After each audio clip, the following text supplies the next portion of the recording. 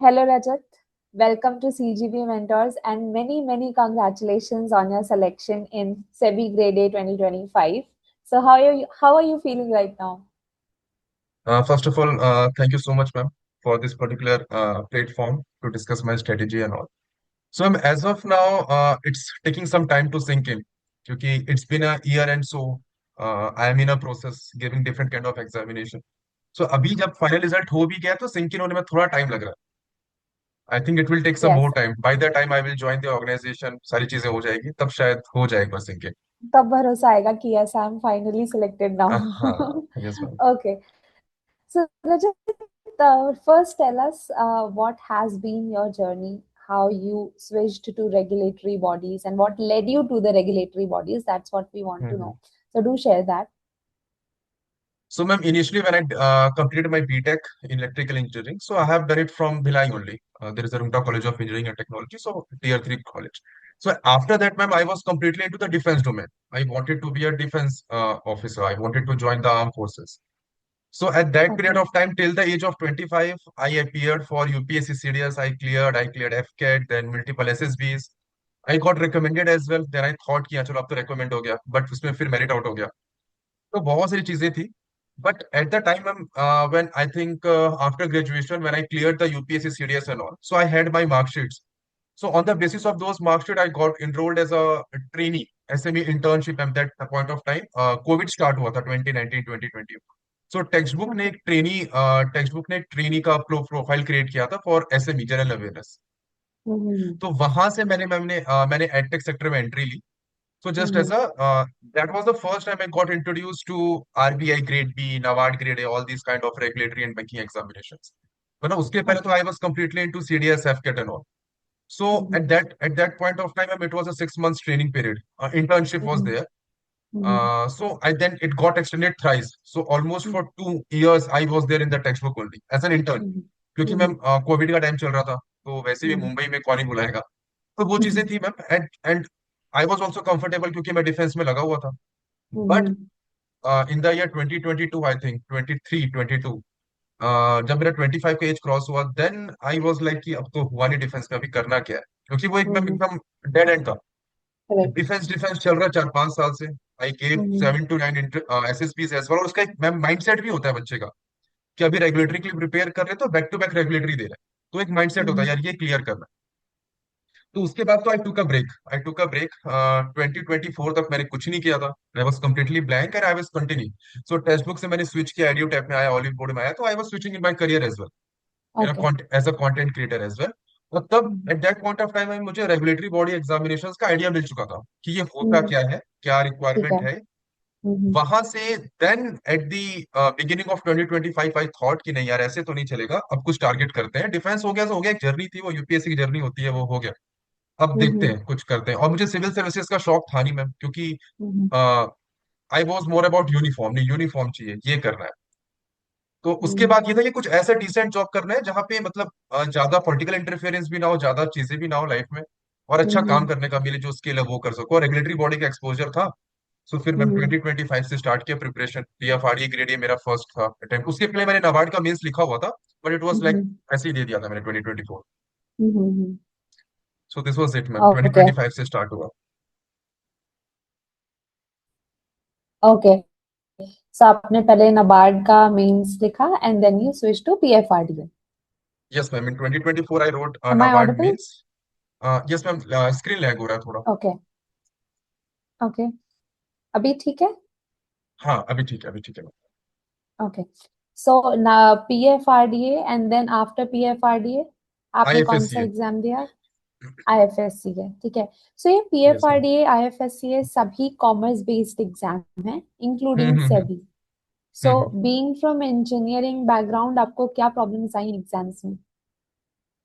तो ma'am in 2025 in a brief में मैंने आईएफएससी का मेंस दिया था, आरबीआई का भी मेंस दिया था. मेंस मैंने सारे ही दिए थे नाबार्ड छोड़ के, क्योंकि वो इससे के साथ क्लैश हो रहा था. ओके. And ma'am okay. ऐसा था कि ma'am I knew the syllabus. एक तो कॉन्सेप्ट आता ही है जब we are making mock test, we are making notes, तो एक कॉन्सेप्ट क्लैरिटी तो थी मेरे पास. बट हाँ, being engineering graduate completely 6 subject में आना, it was quite difficult ma'am. I would say तो PFRDA was something ma'am, I would say कि वहां से एक बेस क्रिएट होना स्टार्ट हो गया था. हम्म। पीएफआरडीए में I use to watch your classes, because ma'am जब से मैंने स्टार्ट किया है, I won't lie over here, जब से मैंने स्टार्ट किया रेगुलेटरी के लिए सिंसियरली प्रिपेयर करना, मैंने सीजीबी के अलावा किसी के कोर्स परचेज नहीं किया। मतलब मुझे सही ओके। लगता था, मतलब ऐसा कुछ वो नहीं है मैम कि मैं स्पेशली ऐसा कुछ बोल रहा हूँ, बस सीजीबी के साथ ही लगा हुआ था। अब वो एक हम्म। प्रैक्टिकल डिसीजन था कि वो फ्लो क्रिएट था, वो नहीं पता। तो मैं सीजीबी के साथ ही लगा था, तो I use to watch your finance classes. तो वहां से मेरा ओके। फाइनेंस तो सॉर्टेड था। Commerce and hmm. अकाउंटेंसी में आपकी क्लासेस में अटेंड करता था, उसके बाद भी ऐसा होता था कि मैम एक लिमिटेड ही एक्सपोजर होता है। अब हम्म। मैं बिल्कुल इंजीनियरिंग बैकग्राउंड से हूं, तो वैसे क्लैरिटी तो आएगा नहीं। So then I use to hmm. Watch YouTube videos, कुछ कुछ करा, मतलब और चीजों का अपने हिसाब से जो सिली डाउट्स होते हैं, जो एकदम ही छोटे से होते हैं, तो वो हम्म। चीजें क्लियर करने में थोड़ा टाइम लगा। ओके। बट मैं पीएफआरडी से बेस क्रिएट हुआ, देन आईएफएससी में और थोड़ा इंप्रूवमेंट हुआ, लेकिन आईएफएस से कट ऑफ ऐसा गया कि क्वालिफाई नहीं कर पाया। And then hmm. SEBI was like कि आ गया, मैं ब्लेसिंग इन डिसगाइज वाला सीन था कि वो आ गया, बेस क्लियर था, तो वहां से और हम्म। थोड़ा सा आगे उसके बाद मैंने एडुटैप दूसरे प्लेटफॉर्म्स का मॉक टेस्ट ले लिया था मैं, कि चलो मेरा ओके। बेस तो क्लियर है, क्वेश्चंस ओके। प्रैक्टिस करने हैं बहुत ज्यादा। तो उसके लिए नाइस। मैंने एक और मॉक टेस्ट लिया था, that's it. Okay. Okay. So now one more thing कि फेज वन के लिए आपने कैसे प्रिपेयर किया, because phase one I am sure कि आपने जो एग्जाम्स दिए उनसे आपका फेज वन सॉर्टेड होगा काफी हद तक। Yes ma'am. सो कोई ऐसा स्पेसिफिकली आपने कुछ प्रिपेयर किया हो फेज वन के लिए that you wanted to share? Actually मैंने फेज वन के लिए ऐसा कोई डेडिकेटली प्रिपेयर किया था, पीएफआरडी का जब मैं मेंस दे रहा था, तो वहां से मेरा फेज वन तो हो गया था ready. And hmm. And ma'am over and above I was preparing for RBI का फेज टू, मेंस लिखना था आरबीआई का, तो उस पर ज्यादा डेडिकेटेड था। तो मुझे इतना पता था कि फेज वन हो जाना है क्लियर, हम्म। क्यूआरई वाला पार्ट नहीं अटकेगा, वो सब क्लियर हो जाएगा। तो मेरा हम्म। मोटिव शुरू से ही वैसा था कि मैं फेज टू के लिए प्रिपेयर करूँ। ओके। तो ओके। मैं फेज टू ओरिएंटेड ही लेके चल रहा था। और फेज टू इस बार थोड़ा सा अनएक्सपेक्टेड भी था। हाँ मैम, मैं मुझे यहाँ पे मुझे ऐसा लगता है कि ऐसा बेनिफिट ये हुआ कि 2024 में मैंने सभी दिया नहीं था, तो मेरा माइंडसेट वैसा था ही नहीं कि पेपर ओके। इजी आया था, इस साल भी इजी आएगा। क्योंकि हाँ मैंने हाँ जब हाँ। दिया सेबी, तो फेज वन का भी मैम थोड़ा बहुत पैटर्न चेंज होना स्टार्ट हो गया था। आई न्यू द क्वेश्चंस कि 2024 में क्या आए थे, क्योंकि हम देखते हम्म। रहते हैं टेक सेक्टर में रहते हैं तो। लेकिन जब हम्म। फेज वन का मैंने देखा कि मल्टीपल स्टेटमेंट आ रहे हैं, इसी रीजन से मैंने मॉक टेस्ट लिया था मैम एक्स्ट्रा, कि हाँ ओके। क्वेश्चंस प्रैक्टिस रहेगा तो वो मुझे हेल्प करेगा। उसने किया भी, मैं बहुत हेल्प किया उस चीज ओके। ओके। फेज टू के लिए आपको क्या लगा कि अगर कोई एस्पिरेंट पढ़ रहे हैं रेगुलेटरी बॉडीज के लिए और वो सेबी के फेज टू को अटेम्प्ट करने जाते हैं, में। और मुझे भी ऐसा लगा कि फाइनेंस हैवी पेपर था, गिवन दैट कि बाकी सारे सब्जेक्ट्स को भी उनका जो ड्यू शेयर है वो दिया गया था, बट स्टिल सब जो आपका पेपर था वो फाइनेंस हैवी था। So how hmm. You specifically prepared for it, what resources you used specifically, and I am sure multiple revisions भी आपने किए होंगे. So how hmm. many times you did the revision? What was your strategy regarding the revision? Please do share that. So ma'am talking about the finance part, हाँ ma'am finance part में 2021 questions आ रखे थे इस बारी। Mm-hmm. और ma'am finance में इस बार ऐसा पैटर्न है कि if non engineering back non commerce background का बच्चा है, कैसा भी बच्चा हो, फाइनेंस Mm-hmm. में ma'am core static finance they are not asking. Mm-hmm. मैंने जो नोटिस किया, आरबीआई के सर्कुलर्स वो पूछ रहे हैं, फाइनेंस Mm-hmm. में भी वो ऐसी चीजें पूछ रहे हैं जो डे टू डे न्यूज में है। मतलब Mm-hmm. अगर वो स्टैटिक भी फाइनेंस में पूछ रहे हैं, तो वो कहीं ना कहीं करंट अफेयर्स में थी, इसीलिए वो पूछा जा रहा है। नहीं Mm-hmm. तो रैंडमली एकदम डीप डाउन फाइनेंस में जाके वो क्वेश्चंस, नंबर ऑफ क्वेश्चंस उन्होंने बढ़ाया है, लेकिन मैम क्वेश्चन पूछने का तरीका थोड़ा डिफरेंट किया है इस बार। तो एक Mm-hmm. वो चीज है। और मैम बाकी सब्जेक्ट्स तो स्टैटिक या commerce and accountancy something static, और Mm-hmm. कॉस्टिंग हो गया, कंपनीज एक्ट हो गया, स्टैटिक है। तो वो Mm-hmm. It's all about understanding ma'am. और कॉस्टिंग में I would say ma'am revision is the key, as you said ma'am, revision is the की।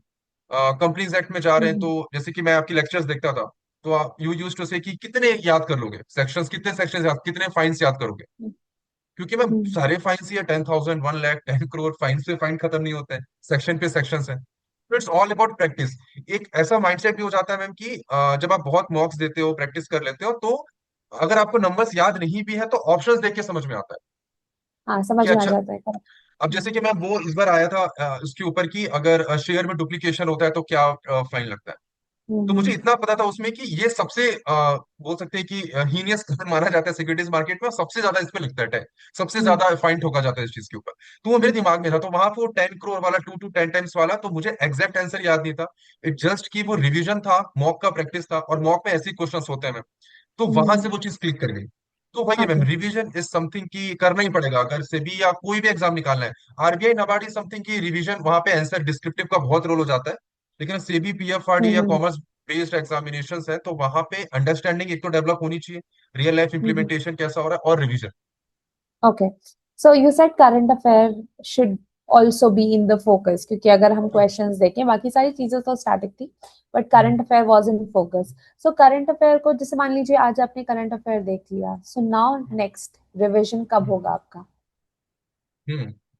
सो ma'am current affairs is like कि मैम एक तो हमने पढ़ा फर्स्ट टाइम में तो 10-20% ग्रेस्प वो हुआ।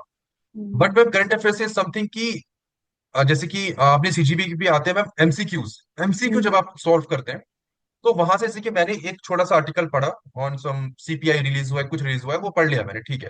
बट जब मैं एमसीक्यू अटेम्प्ट कर रहा हूँ, या तो मुझे आंसर पता होगा या तो नहीं पता होगा। नहीं पता होगा, अगर गलती कर दिया तो फिर वो आपके दिमाग में प्रिंट हो जाएगा कि यार ये पढ़ा था, गलत हो गया, इसका सही आंसर ये है। तो मैं हम्म करंट अफेयर्स इज समथिंग कि एक बार तो एक से दो बार ये आपने पढ़ लिया सो पढ़ लिया, उसके बाद इट्स ऑल अबाउट प्रैक्टिस। जितना करेक्ट एमसीक्यूज लगाओगे based on those current affairs, तभी वो चीज दिमाग में अटकेगी। और एमसीक्यूज भी ऐसे ही होते हैं जो एग्जाम ओरिएंटेड होते हैं, कि भले मैंने हम्म 20 पेज पढ़ा है करंट अफेयर्स, बट अगर उसमें से मैं 50 एमसीक्यूज भी लगा रहा हूँ तो वो टॉप उस 20 पेजेस का जो सबसे क्रक्स हो सकता है, उन्हीं पे एमसीक्यूज क्रिएट किए गए। तो आई वुड से कि एक दो बार कवरेज कर लिया आपने, कर लिया, it's all about then practice. MCQs attempt करोगे तो करंट अफेयर्स हो जाएगा। करेक्ट। आई फील सो कि जितने भी हम एग्जाम्स के बारे में बात करें बी इट रेगुलेटरी या फिर इवन आपके जो डिफेंस वाले एग्जाम्स है सभी में एक सेम पैटर्न फॉलो होता है that do MCQs as much as you can और उसमें जितनी मिस्टेक्स आप करेंगे वो आप हमेशा के लिए याद रखेंगे। याद सो रखना वही बात है। सो एक तो MCQs and next thing is do the doables जो आप कर सकते है। हैं उसको बार बार रिवाइज कीजिए रिपीट कीजिए that should be the hmm strategy. Now coming to the interview part. So you have faced the SSB interviews also. So I'm sure कि interview आपके लिए उतना challenging नहीं होगा. But still, hmm. because it was a regulatory body exam interview, so how you prepared for it specifically? तो ma'am basically the difference comes in picture ma'am, क्योंकि ये जो रेगुलेटरी बॉडीज होते हैं they are basically corporates. Ma'am Mm-hmm. Functioning तो वैसा ही है, भले हम बोलते हैं कि हाँ ये गवर्नमेंट Uh-huh. ऑर्गेनाइजेशन है, बट है तो वो वैसा ही। तो मैम एसएसबी Mm-hmm. समथिंग कि वो जो होते हैं उनके interviews half an 1 hour 1.5 hours, वो इंटरव्यू अलग हो जाता है मैम। और इनके इंटरव्यूज काफी अलग हो जाते हैं। तो यहाँ पे जो एसएसबी बच्चे ने दे रखा है उसका हेल्प होता है। हाँ, एक ये होता है कि आपके अंदर डर नहीं होता, you you won't be Mm-hmm. Having that kind of hesitation, आप सरवाइव कर जाओगे इंटरव्यू में। Mm-hmm. लेकिन यहाँ पे थोड़ा सा स्ट्रेटेजी चेंज करना पड़ता Mm-hmm. है। इट्स समथिंग कि मैम ये ऐसा है कि जैसे कि in SSB we feel like the way you are, आप वो प्रेजेंट करो, ये एसएसबी होता है। Okay. क्योंकि मैम वो Mm-hmm. अलग अलग फेजेस, उसमें वो काफी अलग चीज हो जाती है, 5 दिन का प्रोसेस होता है। बट यहाँ पे मैम 5 दिन का प्रोसेस नहीं है, वो 15-20 मिनट आपको मिलना है उसी में। सो Mm-hmm. Over here the strategy is कि जो अपना बेस्ट है वो आप पोर्ट्रे करो। Mm-hmm. अ, जो रिक्वायरमेंट है उस ऑर्गेनाइजेशन की उसके हिसाब से अपना प्रोफाइल रेडी करो, उसके हिसाब से आंसर्स रेडी करो। क्योंकि मैम डिफेंस में Mm-hmm. जब मैं एसएसबी देता तो वहां पे ऐसा कुछ नहीं होता है कि हाँ डिफेंस ओरिएंटेड आंसर्स है जो आप हो, हम वैसे रियल रहते थे तो वहीं से सिलेक्शन निकलता था। लेकिन यहाँ पे ऐसा नहीं होता मैम, इट्स ऑल अबाउट कि ऑर्गेनाइजेशन की रिक्वायरमेंट क्या है। First of all you must be having that kind of skill set, और अगर स्किल सेट नहीं भी है तो आपको रिलेट करना होना चाहिए, और वो आपको 15 से 20 मिनट में Mm-hmm. दिखाना है। And the key is ma'am कि अगर ये सारी चीजें भी सेकेंडरी होती है मैम, आई फील लाइक कि जितना मैंने सीखा, जितने मैंने मॉक दिए, इट्स ऑल अबाउट कम्युनिकेशन। अगर मैं बोल रहा हूँ माय नेम इज Mm-hmm. रजत, इसको भी बोलने के बहुत से तरीके होते हैं। सिंपल स्टेटमेंट, अगर आपका कम्युनिकेशन स्किल अच्छा है, आप अच्छे से कन्वे कर पा रहे हो, आपकी पर्सनैलिटी लाइवली है, तब भी आप लेके चले जाओगे इंटरव्यू, अच्छा इंटरव्यू जाएगा। भले आपका, अगर वो पूछ रहे टेक्निकल क्वेश्चंस, यू कैन कामली से sir I don't no, I will read about it, कोई इशू नहीं है। लेकिन पर्सनैलिटी में एक वो कॉन्फिडेंस होना चाहिए, कम्युनिकेशन स्किल को पर आपका काम अच्छा होना चाहिए। तो ये चीज होती है। मुझे जो समझ आया रेगुलेटरी बॉडी के जो इंटरव्यूज हुए, कल इज देयर मैम, किसी ने फेज 1 फेज 2 क्लियर किया है तो उनको भी पता है कि यार ये टेक्निकली साउंड बच्चा है, तभी वो commerce Mm-hmm. Non engineering background से कॉमर्स के लेवल पे आके बैठा है या आरबीआई का पेपर दिया। तो वहां पे आप प्रूफ करते करते 15 से 20 मिनट में उतना कुछ खुद को प्रूफ करोगे भी नहीं टेक्निकली। बट हाँ, वहां पे कम्युनिकेशन इज द की ma'am, communication and confidence is the की। Correct. Clear out. Okay. Just a second. Okay. Fine. So, now tell me if you can you can just a second. If you can recollect what kind of questions interview panel asked you about, so that would be very helpful for the students. So ma'am, basically, we have a set pattern ki it opens with an introduction. Tell us something Yes. about yourself. Mm-hmm. Uh, this was the thing that was there in my head as well. But in reality, they started with a very random question. Actually, ma'am, I'm from Bhilai. So Bhilai Steel Plant is the one of the Mm-hmm. India's leading steel manufacturing unit. And Mm-hmm. I live in a township of Bhilai Steel Plant. My grandfather was in BSP. So they started Okay. with, okay, who established Bhilai Steel Plant? Tell me something about Bhilai, the city. So that was a Mm-hmm. random question. I was not expecting. I was ready with my monologue कि मैं 1 minute का monologue वहाँ perform करूंगा. Introduction में ऐसा कुछ हुआ ही नहीं मैं.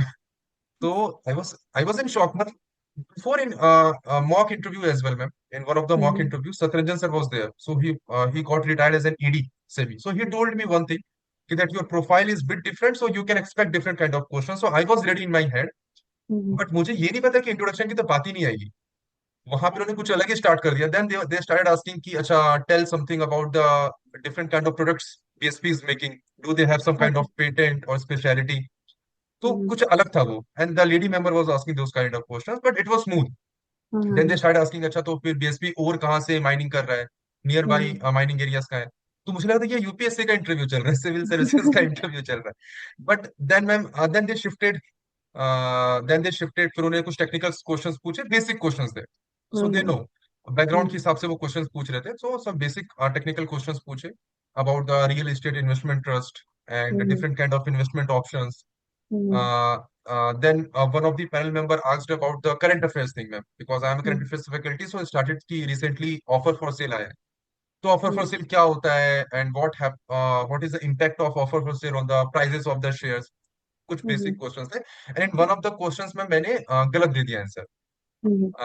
भाई गलत दिया तो फिर सर एकदम से सर ने बोला कि no no if you don't know then don't answer. It would be better. So then I apologized immediately. कि I am sorry, sir. I'm just making a guess. I should have taken your permission. So Mm-hmm. ऐसा था ma'am कि interview was not like कि एकदम ही बहुत ही अच्छा गया था. But it was good. It was decent. I was expecting that I will be getting good marks. So eventually I Okay. got ma'am 11.25. Oh, nice. So so Mm-hmm. it was good. So it was good, Mm-hmm. Ma'am. अच्छा interview था. And one different thing happened कि किसी के साथ भी हो सकता है. Just so chairman the president of the board said कि ठीक है Rajat you can leave. So then I was leaving. I was about to open the door and then one of the members stopped me. उन्होंने फिर बैठाया. फिर एक question पूछा randomly कि okay Mm-hmm. If this time if so basically ma'am the same member asked me earlier as well कि अगर आप सेलेक्ट नहीं होते हो तो अपने बच्चों को जाके क्या बोलोगे. तो you are Mm-hmm. Taking classes. वो बच्चे आपसे पूछेंगे कि सर आप तो इंटरव्यू गए थे आपका हुआ नहीं, क्या हो गया ऐसा Mm-hmm. करके. Mm-hmm. So I have answered in before. But when I was leaving तो वो मुझे बाहर I was open to about to open the door तो फिर वहां से वापस बुलाया Mm-hmm. उन्होंने. देन ही आस्क्ड कि okay if this time I will select you then आप क्या बोलोगे जाके. Mm-hmm. So I give a normal generic answer.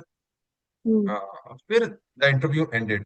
So I was expecting कि हाँ मार्क्स तो ऐसा मतलब बहुत गंदे तो नहीं आएंगे कि मैं इंटरव्यू की वजह से अटक रहा हूँ. तो Okay.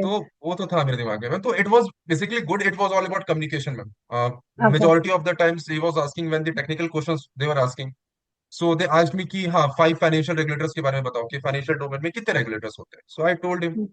Then he Mm-hmm. Was like तो आईएफएससीए क्यों है जब पीएफआरडीए है ही, आरबीआई तो है ही, तो आईएफएससी क्यों लेकर आया. तो मैंने बताया basic difference. So he was looking for a keyword. So he asked me explicitly keyword बताओ मुझे. तो मुझे नहीं Mm-hmm. पता था. सो आई clearly said sir sorry sir this is what I know and I don't know the keyword. So 3 to 4 questions I politely said कि I don't know the answer. Mm-hmm. और एक तो गलत भी हुआ था तो वो मेरे दिमाग में हॉन्ट किया मुझे. जब तक रिजल्ट नहीं आ रहा था तब तक कुछ चीज दिमाग में थी. बेसिकली मैं इतना समझ में आया कि it's all about communication and your personality. Mm-hmm. नहीं आ रहा टेक्निकल क्वेश्चंस कोई बात नहीं है. पास कर दो कुछ इशू नहीं होता उसमें. बट हाँ जितना बोल बोल रहे हो जितना भी वो कॉन्फिडेंस के साथ और आपकी जो डिसीजंस है लाइफ के बेसिकली में वो रैशनल लगे. आप लॉजिकल Mm-hmm. बात करो तो वो उतना काफी होता है इंटरव्यू में. एज सच कोई आपको बहुत ही टेक्निकली वो लोग अब हो सकता है कि मेरा बैकग्राउंड वैसा था तो इसलिए ऐसा हुआ हो. लेकिन ऐसा Mm-hmm. भी बहुत ज्यादा टेक्निकली आपको वो लोग ग्रिल नहीं करते. Okay. Great. So that was your interview experience. Now, just tell us that how CGP has helped you in your entire journey. What are the sources that you utilized, and how it made a difference in your journey? So, ma'am, as I said earlier, from the time in the from the 2025 only when I started preparing for regulatory bodies, I was attached with CGB only. Because मैम ऐसा बोलना सही नहीं है but I have been in edtech sector for last 7 years. 2019 से मैं सारे ही edtech के जितने मेजर ऑर्गेनाइजेशन में सब में काम कर चुका हूँ. सो मुझे पता है कौन क्या दे रहा है कितना दे रहा है और बच्चे के लिए क्या सही है. मतलब as an aspirant as well as a part of edtech industry as well, मुझे पता है कि क्या चीज डिलीवर की जा रही है, कैसे की जा रही है, और एग्जाम में क्या चीज फ्रूटफुल है। तो वो मुझे दिख रहा था। So that might be one of the reasons कि I was stick with the CGB and I was getting the result ma'am, over and above I was getting the result, that was the thing. So even after the PFRDA mails, I think I mailed them as well कि सपना ma'am की classes ने बहुत help किया। It must be there, उनके record में तो होगा मैम, आपके रिकॉर्ड में तो होगा ही। PFRDA के थैंक यू मेल्स के सो बाद मैंने मच। किया था। तो उसके बाद से मैम फिर वो, बट एक लूप होता है कि अब मेल्स ही नहीं निकल रहा है, आरबीआई के भी नहीं निकल रहा, PFRDA भी अटका, एफएससी भी अटका। तो ठीक है, सेबी में आई वॉज कॉन्फिडेंट इनफ कि हाँ मेल्स तो निकल रहा है, although paper was difficult, but hmm मुझे था कि मेरा निकलेगा। And basically hmm ma'am when recently they release the cut off the marks as well. So in the mains I got 67 point something, तो मैंने वो क्लियर किया था, आराम से क्लियर हुआ था। तो हम्म वो चीज थी कि I score I think around 71.25 in the paper two, तो मुझे था वो कॉन्फिडेंस क्या निकल जाएगा, paper one paper hmm two में कोई इशू नहीं है। तो that was the thing ma'am. तो था यहाँ पे ma'am I gave around 7 to 8 mocks interview, मैंने हम्म अच्छे खासे दिए थे। Hmm Two from different organization, one from one from CGB, then other hmm organizations as well, क्योंकि मॉक इंटरव्यूज तो फ्री होते हैं। तो आई वाज गिविंग, मैंने पेड भी दिया था मैंने, ताकि मुझे थोड़ा टाइम ज्यादा मिल सके, कुछ क्वेश्चंस कुछ ऑलराइट। डाउट्स भी थे ओके मेरे। तो मैंने six two okay. Seven mocks दिए, क्योंकि एसएसबी के बाद यहाँ शिफ्ट करना थोड़ा सा चेंज था। तो वो चीज मुझे हम्म गेज करना था, आइडिया कि हाँ, कि ये कॉर्पोरेट स्टाइल इंटरव्यूज का क्या आइडिया होता है, मतलब क्या हम्म पैटर्न होता है, क्योंकि 15-20 मिनट और 1.5 घंटे का इंटरव्यू और देन 15-20 मिनट का इंटरव्यू, तो कैसे डिफरेंस क्रिएट होता है। So that was the thing ma'am. तो नोट्स के लिए मैंने कभी कुछ प्रीफर किया नहीं, ना ही मुझे कुछ जरूरत पड़ी। मुझे रिजल्ट मिल रहे थे, मैं हम्म अपना टाइम मैंने इन्वेस्ट किया है, और ये चीज मैं बोल सकता हूँ, क्योंकि कोई नॉर्मल स्टूडेंट बोले तो हो सकता है कि इमोशंस में आके बोल रहा हूँ, मैं प्रैक्टिकली बोल रहा हूँ। मैं 7 साल से एडटेक इंडस्ट्री में हूँ, हर जगह काम करके देखा, मैं प्रैक्टिकल डिसीजंस में बता रहा हूँ। Thank you so much. Your words mean so much to us. We tried our best during PFRDA also that we can deliver the content, whatever was the requirement of exam, and even during the time of SEBI also. So hmm. we always try to do the best as much as we can. And सुन के बहुत अच्छा लगता है when someone like you appreciates the effort. So it's very good to hear on our side also. And at the end of the day, what you'd like to suggest to the aspirants जो अभी भी इस journey में हैं या वो कोशिश कर रहे हैं या वो ट्राई कर रहे हैं, तो उनके लिए what is one fact of wisdom I will say, या फिर anything that you'd like to say to the future aspirants? तो the only one thing that will work in this journey, 1 साल से हो 2 साल से, doesn't matter, perseverance and our source. एक तो सही सोर्स, और फिर perseverance. Even it might happen that in initial one to two examinations you will not be getting the results. Now this happens in every domain. When I was preparing for defense, तभी ये चीज हुई थी, regulatory में भी होती है, initial 1 से 2 एग्जाम्स में you might not be getting the result as you expect. But if you have a better source, आपको सोर्स पता होना चाहिए कि हाँ यहाँ से मुझे पढ़ना है, then stick to that source, and then continuously आप उस सोच के स्टिक करो और डेडिकेटली प्रिपेयर करो। कोई 8 घंटा 12 घंटा नहीं पढ़ना पड़ता। मैं भी 8 आवर्स का जॉब करता था, क्लासेस लेता था लाइव यूट्यूब पे, जूम सेशन चल रहे हैं। 3 to 4 आवर्स, आपका कोई भी बैकग्राउंड हो, और एक तो मिथ होता है कि कॉमर्स बैकग्राउंड है, नॉन इंजीनियरिंग बैकग्राउंड है, ये सारी चीजें नहीं मैटर करती उतनी। अगर मैटर कर रही होती मैम, तो मेरा तो ऐसा है कि इंटरव्यू में भी अच्छे मार्क्स है, पेपर टू में भी अच्छे मार्क्स हैं। तो एक तो वो मिथ है, जो मैंने देखा भी है, बच्चों से सुना भी है, और मैंने खुद को बर्स्ट भी किया हुआ है ये मिथ। तो ऐसा कुछ नहीं होता है, इट जस्ट कि आपको सोर्स पता हो कि किस सोर्स से वो करना है। For me it was CGB, for others it might be different, but आपको पता होना चाहिए कि हाँ मेरे मेंटेलिटी या मेरे रिक्वायरमेंट के हिसाब से ये सही सोर्स है। ओके। देन कंटिन्यूसली प्रिपेयर करो, लगे रहो उसके साथ। एक दो एग्जाम्स में होता है, सबके साथ ही होता है मैम, बहुत देखा है पिछले, नाउ आई एम 28, तो पिछले 7-8 साल से यही देखा देखा जा रहा है। तो कुछ नहीं होना, हो जाना, इवेंचुअली हो जाना, जो लगे रहेगा उसका हो जाएगा। Okay. So right sources, consistency, and perseverance. That's what you suggest. Yes ma'am. Okay. Thank you so much, Rajat, बात करने के लिए, and all the very best आपकी आगे की जर्नी के लिए। Thank you ma'am, thank you so much ma'am, it was my pleasure.